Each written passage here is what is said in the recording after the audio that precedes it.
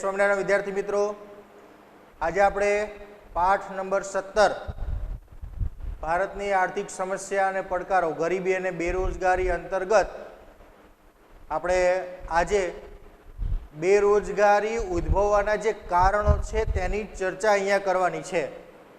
આગળના લેક્ચરની અંદર આપણે ભારતમાં બેરોજગારીના જે પ્રકાર છે એ 6 પ્રકારો અને બેરોજગારીનું જે પ્રમાણ છે એ પ્રમાણ વિશે કે કેટલા બેરોજગાર છે એના વિશે આપણે ચર્ચા કરી હતી।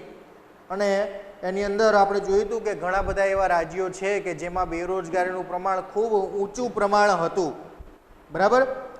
અને એમાંય ખાસ કરીને એવી ઉંમરના લોકો કે જે ખરેખર યુવાન કહી શકીએ, 15 થી 24 વર્ષના લોકો, જેનું બેરોજગારીનું પ્રમાણ ખરેખર ખૂબ જ વધુ હતું। તો આ બેરોજગારી ઉદ્ભવવાના કારણો શું છે એની ચર્ચા આપણે અહીંયા કરવાની છે। કેમ બેરોજગારી આવે છે, શા માટે આવે છે, બરાબર। તો એ બેરોજગારીના કારણોને કેટલાક મહત્વના, ઘણા બધા કારણો જવાબદાર છે, એમાં કેટલાક મહત્વના કારણોની જો આપણે ચર્ચા કરીએ તો એમાં પહેલું જ સૌથી મહત્વનું કારણ છે વસ્તી વધારો। મિત્રો, વસ્તી વધારો એ દુનિયાની તમામ સમસ્યાઓનું જળ કહી શકાય। બેરોજગારી માટે પણ વસ્તી વધારો સૌથી અગત્યનું પહેલું પરિબળ છે। તો આપણે એના કારણોના માત્ર અહીંયા પોઈન્ટ્સ લખીએ છીએ અને એની ચર્ચા કરતા જઈએ તો પહેલું જ કારણ છે વસ્તી વધારો।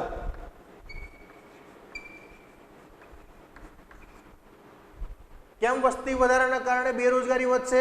તો આપણે સમજી શકીએ છીએ કે દેશની અંદર દર વર્ષે આપણે અગાઉ એક આંકડો જાહેર કર્યો હતો કે વર્ષ 2011 પ્રમાણે દૈનિક રોજના 55,000 બાળકોનો જન્મ થાય છે।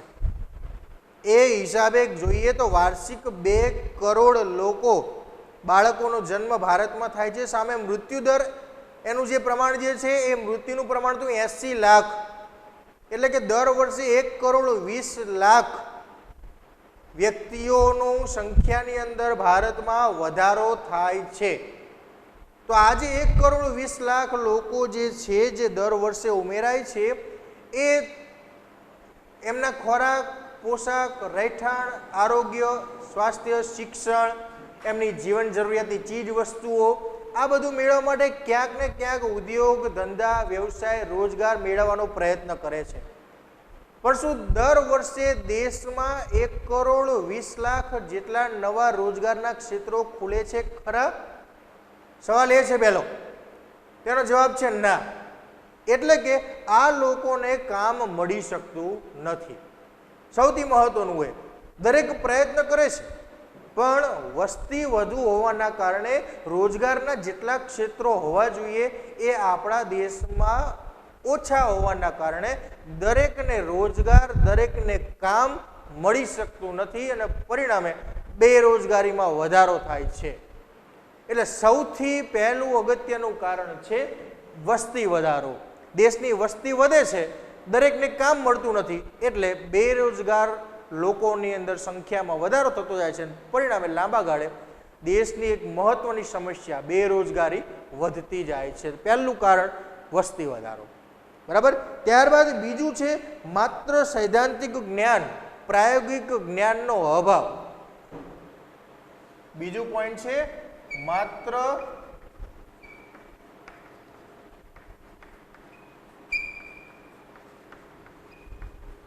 સૈદ્ધાંતિક જ્ઞાન અને પ્રાયોગિક જ્ઞાનનો અભાવ।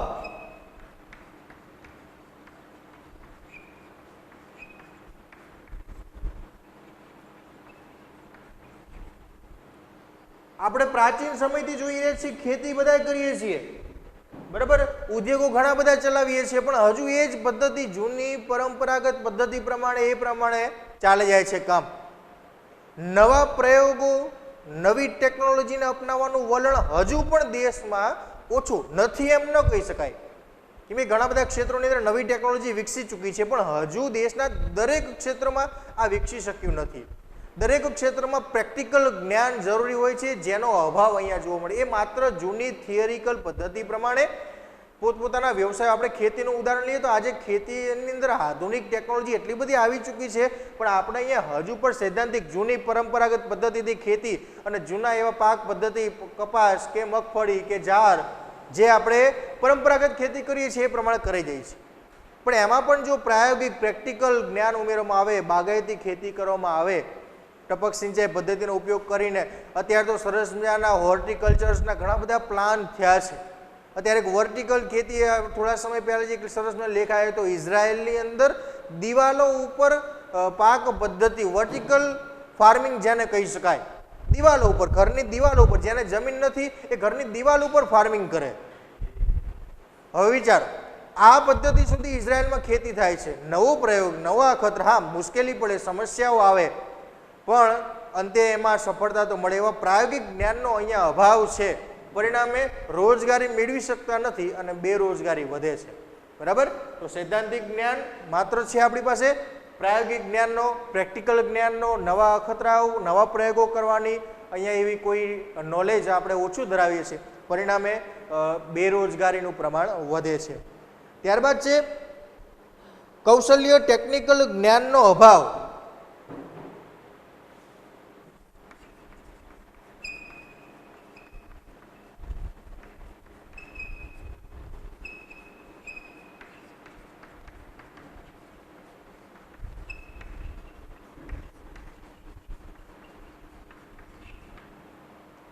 ટેકનિકલ જ્ઞાન અને કૌશલ્ય. ટેકનિકલ જ્ઞાન કોને કહીશું હવે? તો ટેકનિકલ જ્ઞાન એટલે કે દરરોજ વિશ્વમાં નવી નવી ટેકનોલોજી આવતી રહે છે. એ ટેકનોલોજીની માહિતી આપણને હોવી જોઈએ અને ટેકનોલોજીનો ઉપયોગ કરવાનું જ્ઞાન એટલે ટેકનિકલ જ્ઞાન, જે આપણામાં બહુ ઓછા લોકો પાસે જોવા મળે છે. બરાબર? ટેકનિકલ જ્ઞાન નહીં હોવાના કારણે એ આધુનિક જે કંઈ નવી મશીનરી, સાધનો, ટેકનોલોજી આવી રહી છે બજારની અંદર, માર્કેટની અંદર, એનો ઉપયોગ કરી શકતા નથી અથવા એ ચલાવી શકતા નથી. એ ચલાવવા માટે એની આવડત, કૌશલ્ય એનામાં હોવા જોઈએ, એ એની પાસે નથી, એટલે બેરોજગાર બને છે. એક સામાન્ય ઉદાહરણ સાથે આપણે સમજીએ કે સૌથી પહેલાં તો જૂના સમયને, થોડા સમય વર્ષની વાત કરીએ કે 25-30 વર્ષ પહેલાં, તો લોખંડના જે કારખાનાઓ હતા એમાં શેપિંગના મોટા મોટા કારખાનાઓ ચાલતા. બરાબર? લોખંડના મોટા મોટા યંત્રો, એ પ્રેક્ટિકલ નાના મોટા મેનથી ડ્રો કરી અને પછી એના મોટા લોખંડના કટકામાં ભાઈ એવો ડ્રોઈંગ કરી અને નાના મોટા કટ મૂકીને આખા દિવસ દરમિયાન એક કદાચ સારું એવું લોખંડને જરૂરિયાત મુજબનો આકારવાળું એક પીસ તૈયાર થતું. પછી ધીમે ધીમે એમાં CNC મશીન આવ્યા. લોખંડની જગ્યાએ જે કારખાના જૂના હતા બોરિંગના, શેપિંગના મશીન, એમાં CNC મશીન, કોમ્પ્યુટરાઇઝ મશીન, કે એની અંદર પ્રોગ્રામિંગ કરી દેવાનું, લોખંડના ટુકડા મૂકી દેવાના અને ઓટોમેટિક એ મશીન, એ શેપિંગ તમે જે પ્રોગ્રામિંગ કર્યું એ પ્રમાણે એ લોખંડના ટુકડાના આકારનું કટિંગ કરી આપે. હવે જે વ્યક્તિને આ CNC મશીન, કોમ્પ્યુટર ટેકનોલોજીથી અપરિચિત હતા, એ બધા એના કારખાના બંધ થઈ ગયા. કેમ કે એમને કામ મળે ને, સ્વાભાવિક છે કે હાથથી ગોઠવેલું કામ, કટિંગ કામકાજ અને સામે CNC મશીન, જે કોમ્પ્યુટરાઇઝ મશીન છે, એનું કામકાજ એ સારું હોય. પરિણામે એ લોકોને કામ મળવા માંડ્યું અને જે લોકો આ કામ, નવું કામ શીખી ન શક્યા, જેની પાસે આવી આવડત, ટેકનોલોજી નહોતી, કૌશલ્ય નહોતા, એ લોકો બેરોજગાર બની ગયા. તો વિકસતા યુગની અંદર સૌથી અગત્યનું છે તમારી આવડત, કૌશલ્ય અને ટેકનિકલ જે જ્ઞાન છે એનો વિકાસ થવો. એ નહીં થાય તો એ બેરોજગારીનું પ્રમાણ એક બેરોજગારીનું કારણ બની જશે અને પરિણામે આવા લોકો અહીંયા દેશમાં વધુ છે, એટલે બેરોજગારીનું પ્રમાણ ધીમે ધીમે વધતું ગયું. આગળ છે પૂર્ણ કક્ષાની રોજગારી.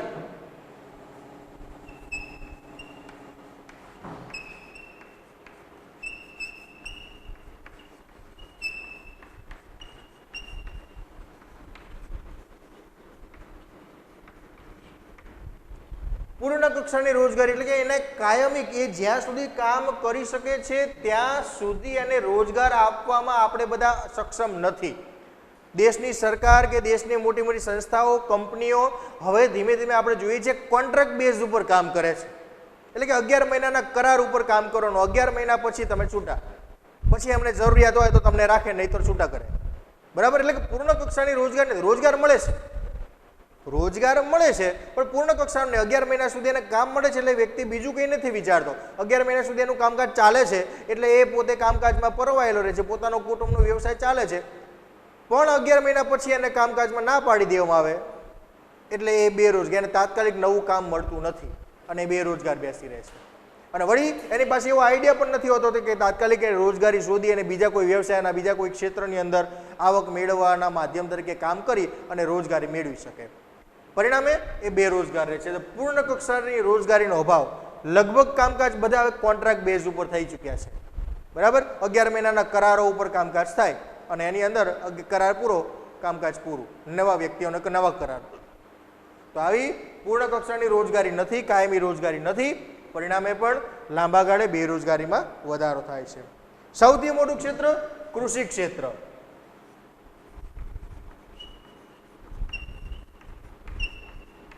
કૃષિ ક્ષેત્રમાં વરસાદની અનિયમિતતા અને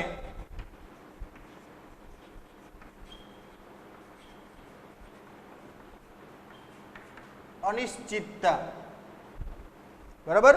વરસાદની અનિયમિતતા અને અનિશ્ચિતતા બહુ જ મહત્વનું કે દેશનો મોટા લોકોનો મોટો ભાગ, દેશની જનસંખ્યાનો મોટો ભાગ છે ને કૃષિમાં રોકાયેલો છે. 68% લોકો આજે પણ કૃષિ પર નભે છે. પણ કૃષિ જેના પર નભી રહી છે, વરસાદ, વૃષ્ટિ જેને કહીએ આપણે, એનું પ્રમાણ કેવું છે? તો એ અનિયમિત છે, અનિશ્ચિત છે. ક્યારે વરસાદ પડે, કેટલો પડે, એનું કંઈ જ નક્કી નથી. પરિણામે દેશની કૃષિનું આખું તંત્ર જે છે ને એ પણ અનિયમિત અને અનિશ્ચિત થઈ જાય છે. એની આવક પણ નક્કી રહેતી નથી. આ વર્ષની જ વાત કરીએ તો આ વર્ષે શરૂઆતની અંદર જે પાક બહુ જ સારા લાગતા હતા, કપાસના પાકની વાત કરીએ તો પાછળથી વરસાદનું પુષ્કળ એટલું બધું મોટું પ્રમાણ આવ્યું કે કપાસનો પાક ઘણા બધા ખેતરોમાં સાવ બળી ગયો, મગફળીના પાકને નુકસાન થયું. ઘણું બધું આપણે વર્તમાન સમાચાર પત્રોની અંદર, ટીવીની અંદર, મોબાઈલની અંદર જોઈએ છીએ. તો આવી વરસાદની અનિયમિતતા અને અનિશ્ચિતતાના કારણે આ ક્ષેત્રો સાથે જોડાયેલા જે લોકો છે એ લોકોને પણ રોજગારી મળવાનું બંધ થાય છે, એને આવક મળવાનું બંધ થાય છે. લાંબા ગાળે એ લોકો પણ બેરોજગાર ધીમે ધીમે બનતા જાય છે અને એમની બેરોજગારી ધીમે ધીમે વધતી જાય છે. એ સિવાય ખેતી સિવાયના કામની અંદર, ગામડાઓની અંદર આપણે જોઈએ તો કૃષિના વ્યવસાયની અંદર ધીમે ધીમે રસ ઘટી રહ્યો છે. યુવાન લોકો કૃષિમાં જોડાતા નથી. બહુ મોટું કારણ આ છે.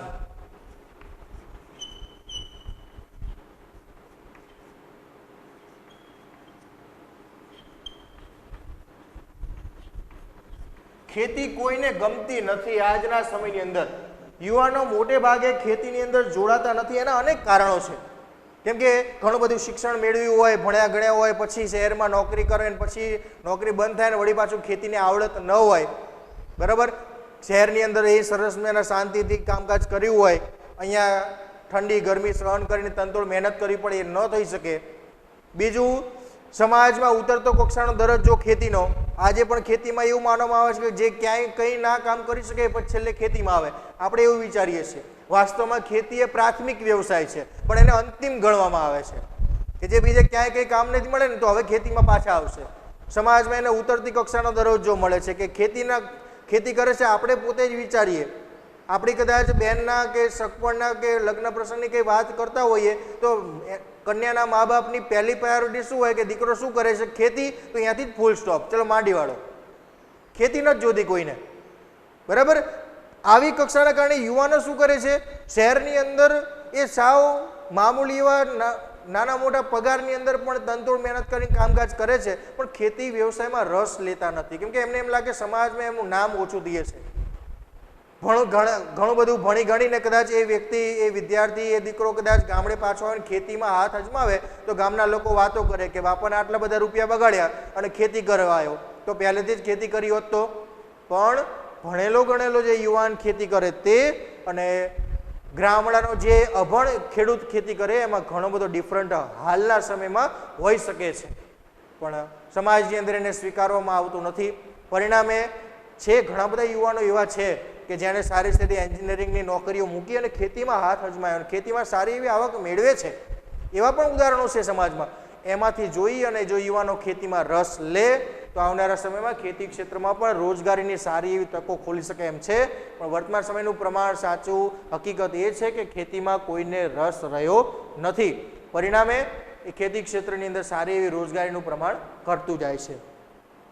ત્યારબાદ ખેતી ક્ષેત્ર સાથે ખેતીમાં એક તકલીફ એ પણ રહે છે કે ખેતી સિવાયના સમયની અંદર સિઝન ચાલતી હોય ત્યારે સરસ મજાનું કામકાજ મળતું હોય ચોમાસા દરમિયાન બરોબર છે, પણ ઉનાળાના 2, 3, 4, 5 મહિના સુધી ખેતી ક્ષેત્રે જોડાયેલા જે રોકાણકારો છે, મજૂરો છે, એને કંઈ રોજગારી મળતી નથી. એથી પણ બેરોજગારી વધે એવું પણ બને છે કે એ લોકો ખેતી સિવાયના સમયની અંદર બીજો અન્ય કોઈ રોજગારીનો વિકલ્પ એમની પાસે હોતો નથી. એટલે પણ ભારતની અંદર ખેતી સાથે જોડાયેલા લોકો બેરોજગાર બને છે. એ સિવાય ગામડાઓની અંદર કુટીર ઉદ્યોગો, ગૃહ ઉદ્યોગો અને લઘુ ઉદ્યોગોની નબળી સ્થિતિ એ ધીમે ધીમે આપણે આગળ જોઈ ગયા એ પ્રમાણે કે નવી ઔદ્યોગિક નીતિ અમલમાં મૂકી એનાથી માત્ર મોટા ઉદ્યોગોને ફાયદો થયો. નાના ઉદ્યોગો જે કોઈ હતા, ગૃહ ઉદ્યોગો જે હતા, કુટીર ઉદ્યોગો પડી ભાંગ્યા અને પરિણામે એમાં જ રોકાયેલા જે કારીગરો હતા બેકાર બન્યા. ઉદ્યોગો બંધ થયા, સ્વાભાવિક છે, આવક બંધ થઈ તો રોજગાર બંધ અને બેરોજગારીનું પ્રમાણ ધીમે ધીમે વધતું ગયું. તો ટૂંકમાં આવી બધી પરિસ્થિતિના કારણે ગામડાઓ પડી ભાંગ્યા અને ગામડામાં બેરોજગારીનું પ્રમાણ વધતું ગયું. એ સિવાય આટલું બધું હતું, એ સિવાય આપણે જોઈએ તો દેશની અંદર આજે પણ જ્ઞાતિ પ્રથા,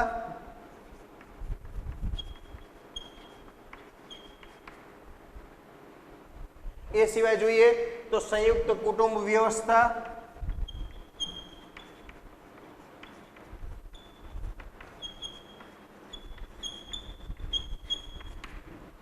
બરાબર, આ બધી એવી કેટલીક સમાજમાં રહેલી એવી આપણી જૂની પરંપરાઓ ચાલે છે કે જેને કારણે કદાચ ઘણીવાર આપણે સારો એવો ઉદ્યોગ વ્યવસાય કરવો હોય તો પણ કરી શકતા નથી.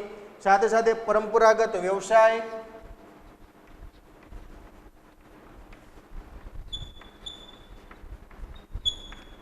એટલે કે આપણા પિતાનો જે વ્યવસાય, ધંધો, ઉદ્યોગ ચાલે છે એ ધંધામાં આપણે રોકાઈ રહેવું પડે.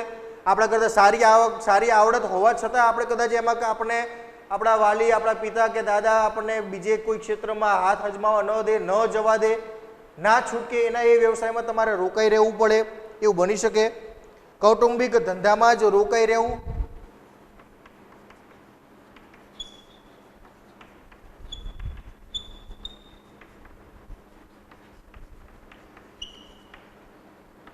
આ બધા જે કારણો છે એ સમાજના દરેક ક્ષેત્રમાં જોવા મળતા કારણો છે.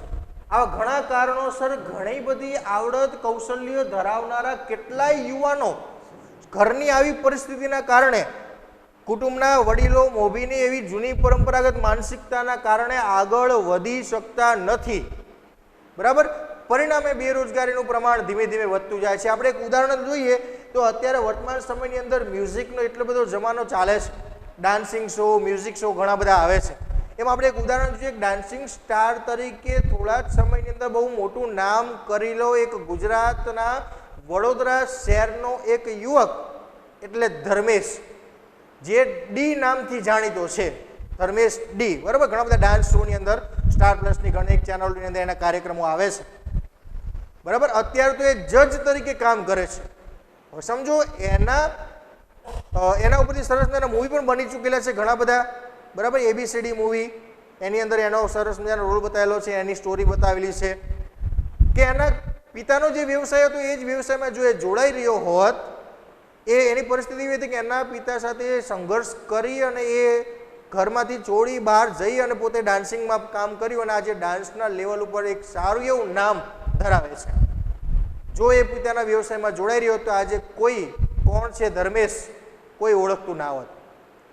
બરાબર, એવા ઘણા બધા નવયુવાનો છે જેને ડાન્સિંગની અંદર સારું એવું કામકાજ કરેલું છે અને સારી એવી સિદ્ધિ પણ હાંસલ કરી છે. તો બહુ મહત્વનું છે કે કુટુંબની વ્યવસ્થામાંથી બહાર નીકળી અને એને બહાર કંઈક કરવાની છૂટ મળે, કુટુંબના લોકોની, એના પરિવારના સભ્યોની માનસિકતા થોડી સારી વિકસે તો એ પોતાના પરિવારને બહાર લઈ જઈ શકે, પોતાના કુટુંબના સભ્યોને સારી એવી આવક મેળવી અને પરિસ્થિતિ બહાર લાવી શકે એમ છે. ઘણા એવા લોકો છે એની પાસે કૌશલ્ય આવડત હોય છે પણ ના છૂટકે એ વ્યવસાયની અંદર રોકાઈ રહેવું પડતું હોય.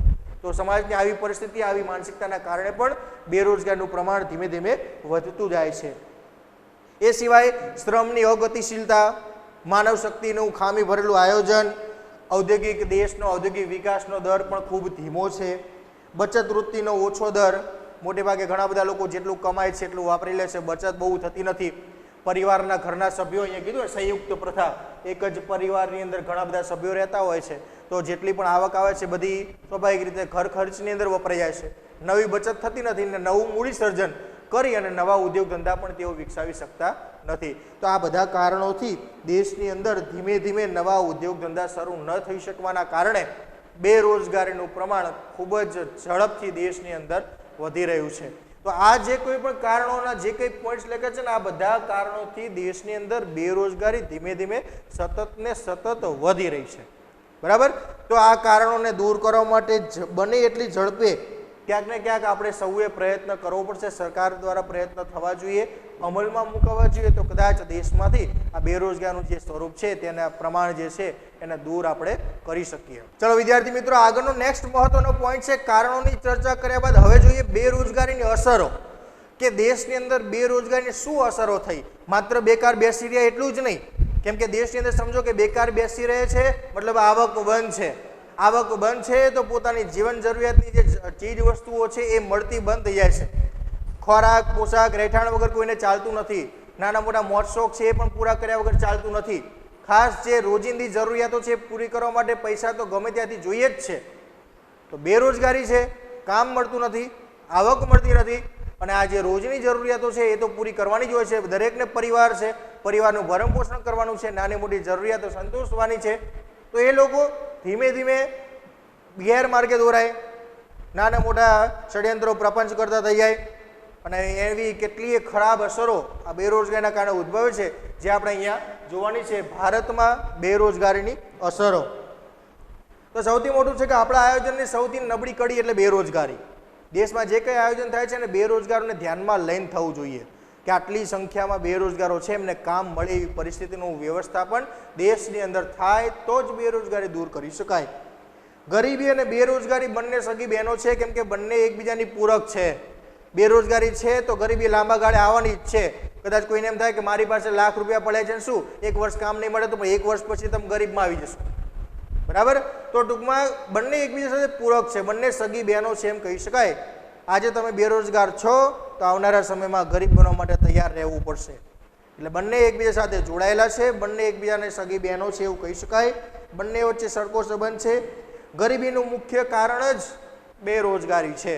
બેરોજગારી છે એટલે ગરીબ બને છે. દરેકને કામ મળતું હોય તો કોઈ ગરીબ રહી શકે નહીં.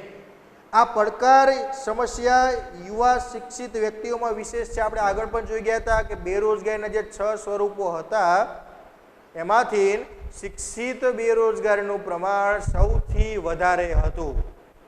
એક ઉદાહરણ પણ કીધું હતું કે માત્ર 2500 કે 2700ની ભરતી પડે અને એમાં 8 થી 10 લાખ ફોર્મ ભરાય તો આપણે સમજી શકીએ છીએ એન્જિનિયર કક્ષાનો વ્યક્તિ પટાવાળાની જોબ માટે એપ્લાય કરે તો સમજી શકીએ કે દેશમાં કેટલું બધું શિક્ષિત બેરોજગારીનું પ્રમાણ આપણે છે. બરાબર. તો આ દેશની અંદર શિક્ષિત બેરોજગારીનું પ્રમાણ અને ખાસ કરીને યુવાનો 15 થી 24 વર્ષની ઉંમરના જેની વાત આપણે કરી હતી એનું પ્રમાણ સૌથી વિશેષ છે. તો આ બધા જે લોકો છે એની અસરો શું થાય? બેરોજગાર, સતત કામ ન મળી રહી પરિસ્થિતિ, આવડત છે, લાયકાત છે, કામ કરવું છે, કામ નથી મળતું, આવી પરિસ્થિતિમાં તો ધીમે ધીમે તે લોકો જે છે એમના શિક્ષણ વિશેના રસ રુચિની અંદર અભિગમની અંદર ઘટાડો થાય. સૌથી મોટું પ્રમાણ આ બેરોજગારીનું સૌથી મોટું કારણ આ શિક્ષણ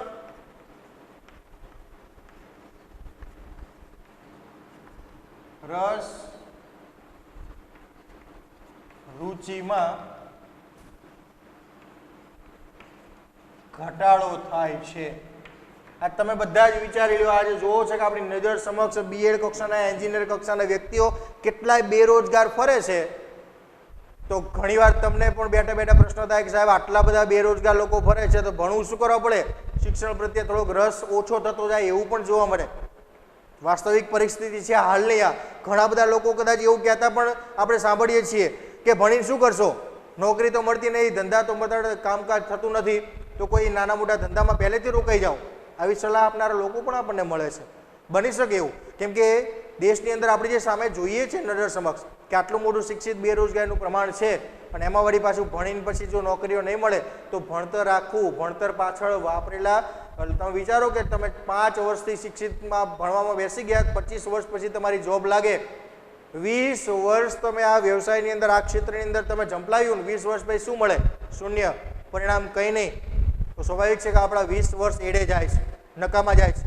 તો પરિણામે આવા વ્યવસાયના માળખાના કારણે શિક્ષણની અંદર રસ અને એની જે રુચિ છે એ મેળવવા એની અંદર પ્રમાણ ઘટતું જાય એવું પણ જોવા મળી શકે. તો સૌથી મોટી ખરાબ અસર આ શિક્ષણની અંદર લોકોને રસ ધીમે ધીમે ઓછો થવા લાગ્યો. નંબર 2, સામાજિક અને માનસિક પરિસ્થિતિ પર વિપરીત અસર.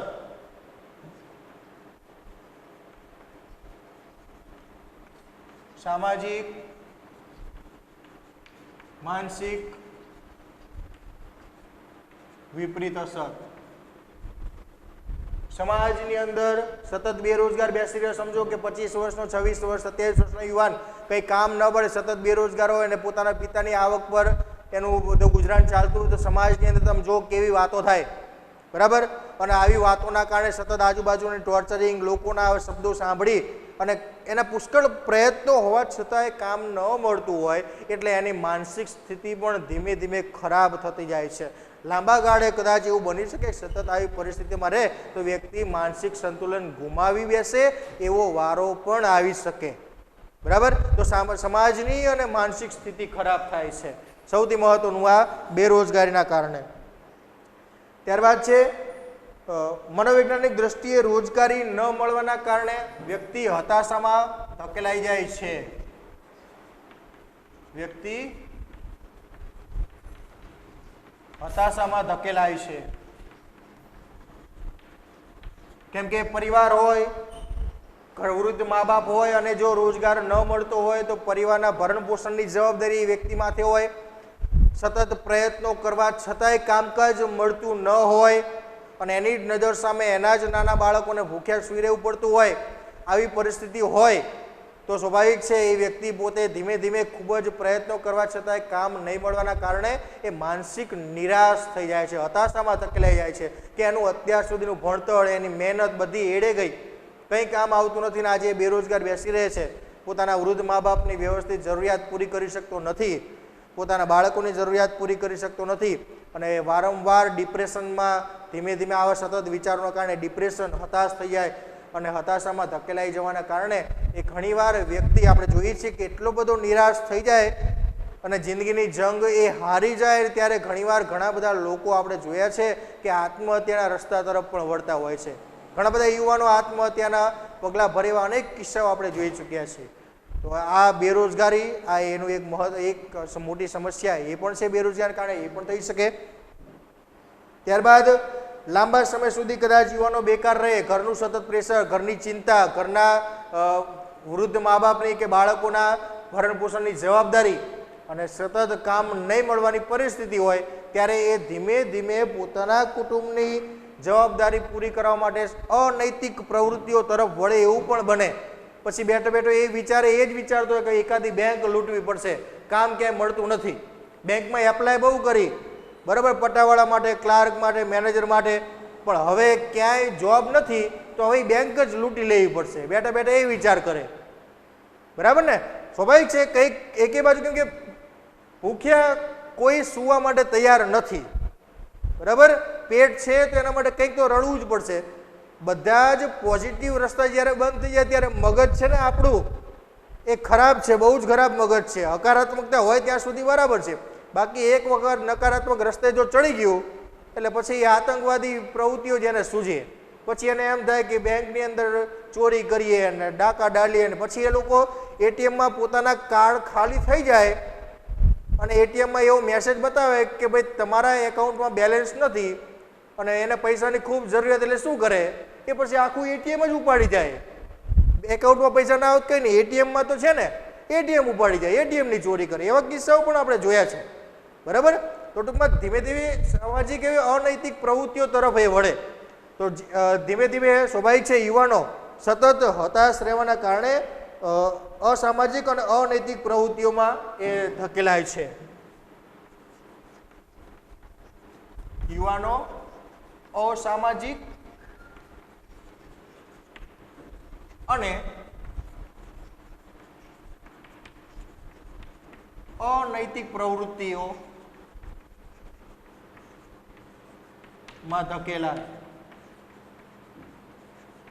કેવી અનૈતિક પ્રવૃત્તિઓ કરે તો એના ઉદાહરણો જોઈએ આપણે તો કદાચ જેમ કે માદક દ્રવ્યોની હેરાફેરી, ચરસ, કોકેન, ગાંજો, દારૂ, બરાબર, સ્મગલિંગ કરે, એક જગ્યાએથી બીજી જગ્યાએ પહોંચાડવાનું કામકાજ કરે, રિસ્ક ઘણું બધું હોય પણ સાવ નવરો બેઠો હોય, કોઈ ઓફર કરી હોય કે ભાઈ આટલો માલ આટલો સામાન જે છે આ જગ્યાએ પહોંચાડીએ તને આટલા રૂપિયા મળશે, તૈયાર થઈ જાય, કેમ કે સતત કામ નહીં મળવાની પરિસ્થિતિ હોય એ ગમે એ કામ કરવા માટે તૈયાર થઈ જાય. તો માદક દ્રવ્યોની હેરાફેરી કરે, ગેરકાનૂની નાના મોટા એવા વ્યવસાય ધંધા કરે, કાળા બજાર કરે, 2 નંબરના ધંધાઓ કરે, બરાબર, લોકોની છેતરપિંડી કરવાના કિસ્સાઓ બને, ચોરી કરે, લૂંટફાટ કરે, કોઈ વળી સારી એમ શારીરિક સશક્ત મજબૂત બાંધો ધરાવતો હોય ડોન બની જાય, હપ્તા ઉઘરાવવાનું ચાલુ કરે, ખંડણી વસૂલ કરે, લોકોને ડરાવે, ધમકાવે, લૂંટફાટ કરે, બરાબર, આવા કિસ્સાઓ પણ બની શકે અને ગમે તેમ કરીને પૈસા મેળવવાનો પ્રયત્ન કરશે વગેરે જેવી ગુનાહિત પ્રવૃત્તિઓની અંદર એ લોકો ધીમે ધીમે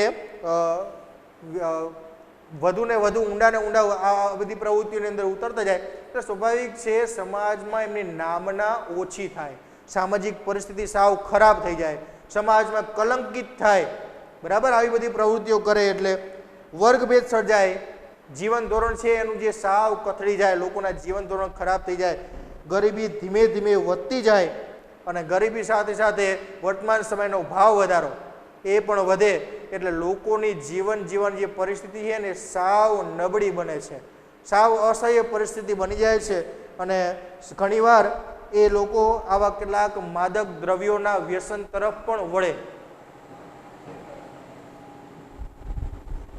બેરોજગારી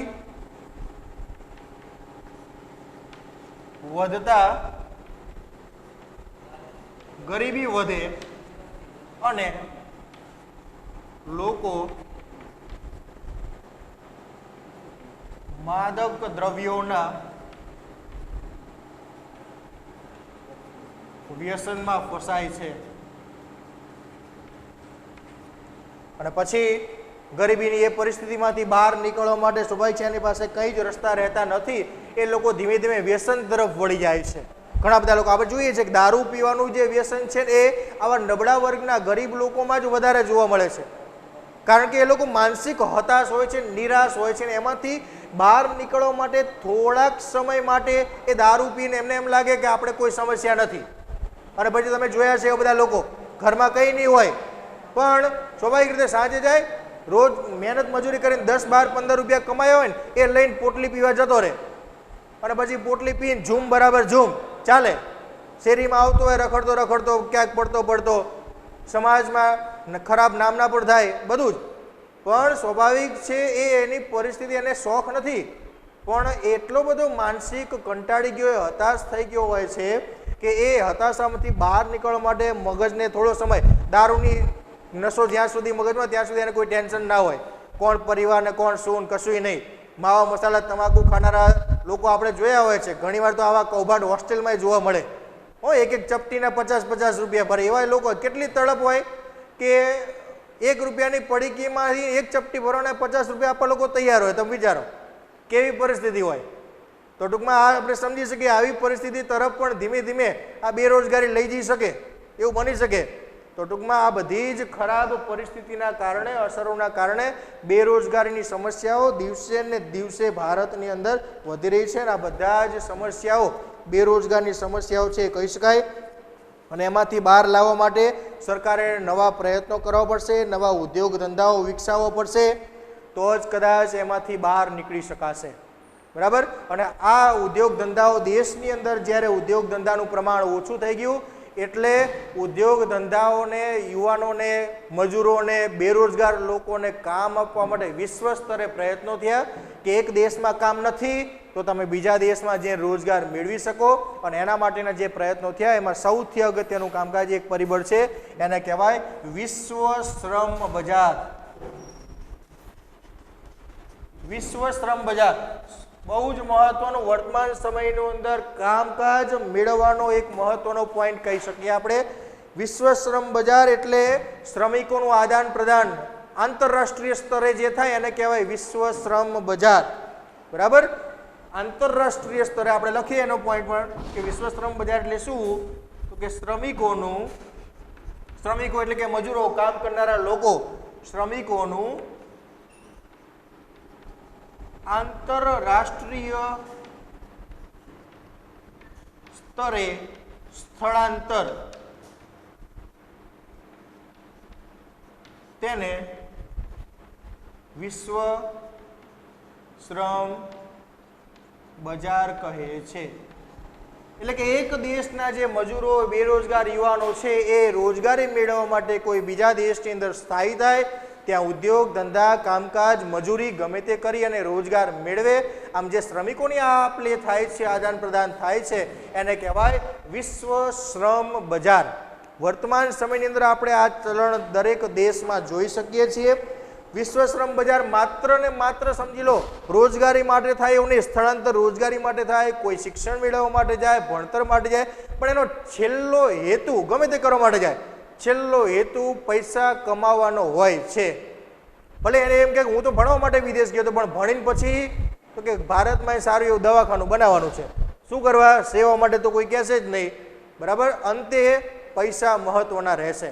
તો આ પ્રમાણે જે સ્થળાંતર થાય છે, કોઈ શિક્ષણ માટે જાય, કોઈ ઉદ્યોગ ધંધા માટે, કોઈ તાલીમ મેળવવા માટે જાય, કોઈ વ્યાપાર મેળવવા માટે જાય, ગમે તે રીતે એક દેશના મજૂરો બેકારો યુવાનોનું જે સ્થળાંતર બીજા દેશમાં જે થાય છે એને કહેવાય વિશ્વ શ્રમ બજાર। બહુ જ અગત્યનો પોઈન્ટ છે આ, 3 માર્ક્સના પ્રશ્નમાં અવારનવાર પૂછાઈ ગયેલો પ્રશ્ન છે। અને આ વિશ્વ શ્રમ બજારમાં સમજી લો ખાસ બહુ અગત્યનું એ છે કે દરેકને બહાર વિદેશમાં જવા મળે છે, તો જવાબ છે ના। વિદેશમાં પણ એવા જ લોકોની માંગ છે જેની પાસે આવડત હોય, કૌશલ્ય હોય, તમે કંઈક સારી જ્ઞાન ટેકનિકલ નોલેજ ધરાવતા હોય તો તમને બહારના દેશની કંપનીઓ સંસ્થાઓ એ દેશ તમને આમંત્રણ આપે અને તમે અહીંથી જાઓ, બરાબર। આંતરરાષ્ટ્રીય સ્તરે નોકરીની શોધની અંદર આજે સારી બુદ્ધિધન છે, આપણું હોશિયાર જે લોકો છે એટલે બુદ્ધિધનનું બહિર્ગમન થાય છે। આ એક શબ્દ બહુ જ મહત્વનો યાદ રાખવાનો છે આમાં, બુદ્ધિધનનું બહિર્ગમન, જેને બ્રેઇન ડ્રેઇન પણ કહેવાય। એટલે કે હોશિયાર વ્યક્તિઓ, સારા કૌશલ્ય ટેકનિશિયન લોકો છે બહારના દેશમાં વિદેશમાં જાય છે, ત્યાં જઈને પોતે સ્થાયી થાય, આવક મેળવે, રોજગાર મેળવે। સ્વાભાવિક છે બધા જ સારા લોકો વિદેશની અંદર જઈ અને પોતે આવક ધંધા રોજગાર મેળવે છે, તો દેશમાં કેવા લોકો રહેશે? બેરોજગાર, ગરીબ, જેની પાસે કૌશલ્ય આવડત નથી એવા। એટલે દેશનો વિકાસ દર કેવો થઈ જાય? નિમ્ન થઈ જાય, ઓછો થઈ જાય, અને દેશની પરિસ્થિતિ દિવસે દિવસે કંગાળ બનતી જાય છે। વર્તમાન સમયની અંદર આ જે વિશ્વ શ્રમ બજાર છે ને થોડુંક સામાજિક મોભો ધરાવતું હોય ને એવું લાગે, એની બોલબાલા અત્યારે વધારે છે। કોઈને કીધું હોય કે ભાઈ મારો દીકરો કે એનઆરઆઈ છે, વિદેશમાં કામ કરે છે, ફોરેનમાં છે, વાહ સરસ, તરત શક પણ થઈ જાય। ભલે ત્યાં જઈને ગાડીઓના કાચ જ સાફ કરતો હોય, જો કે એ જ કરતો હોય, આપણા અહીંથી જે બહારના દેશમાં કમાવા જાય છે ને એ જ કામ કરે, કોઈ રેસ્ટોરન્ટની અંદર કામ કરતું હોય, કોઈ હોટેલોની અંદર કદાચ વેઇટરની કામગીરી કરતું હોય, કોઈ નાના મોટા સ્ટોરમાં કામકાજ કરતા હોય, બરાબર। પણ કહેવાય ફોરેનમાં છે તો સમાજમાં થોડી પ્રતિષ્ઠા રહે, બાપા બે વ્યાત ઊંચા ચાલતા, મારો દીકરો ફોરેનમાં ભલે અહીંયા ગટર જ સાફ કરતો હોય પણ છે ફોરેનમાં। તો ધીમે ધીમે આ જે વિશ્વ શ્રમ બજાર છે ને આંતરરાષ્ટ્રીય મોભો વધારવાની એક કળા હોય એવું પણ લાગે। સમાજમાં થોડો માન મર્યાદા મોભો થોડા જળવાય છે આનાથી, એટલે ઘણા બધા લોકો આના તરફ આકર્ષાય છે। વિદેશની અંદર પણ આવા પ્રતિભાશાળી લોકો છે, શક્તિશાળી લોકો છે, ટેકનિકલ લોકો છે, એમની જ માંગ વધુ હોય છે। એવા લોકોને જ વિદેશની કંપનીઓ તરફથી ઘણીવાર કદાચ સારું એવું માર્ગદર્શન મેળવવા માટે, તાલીમ મેળવવા માટે, આવક મેળવવા માટે સામેથી કદાચ એમને વિદેશમાંથી ઓફરો મળતી હોય, બરાબર। એ લોકોને સામેથી બોલાવો કે તમારો તમામ ખર્ચ અમે આપશું, તમે આવો અહીંયા, એમને તો ફાયદો જ થાય છે। એ લોકો પોતાની નવી શોધો વિદેશમાં જઈને કરે છે, નામ વિદેશનું આવે। તમે જો આપણા અવકાશમાં જનારી મહિલાઓ તરીકે નામ કલ્પના ચાવલા, સુનિતા વિલિયમ્સ અમેરિકાથી અવકાશમાં ગયા તો અમેરિકાનું નામ આવ્યું કે અમેરિકાએ 2 વ્યક્તિઓને 2 સ્ત્રીઓને અવકાશમાં પહોંચાડી, મૂળ ભલે ભારતના હોય। તો આમ બુદ્ધિધનનું બહિર્ગમન થાય છે, બહારના દેશમાં ભારતનું બુદ્ધિધન જે છે એ વિદેશમાં જાય છે। એમને આકર્ષવા માટે વિદેશના લોકો નાની મોટી એવી લાલચો, લોભ લાલચ પણ આપતા હોય છે। ઔદ્યોગિક હરીફાઈઓની અંદર સારી એવી આવકના પગાર આપવાની, કમાણી કરી આપવાની કદાચ લાલચ આપી સારા એવા જે લાંબા સમયના અનુભવી કારીગરો છે એમને વિદેશ બોલાવી લેવામાં આવે એવું પણ બને।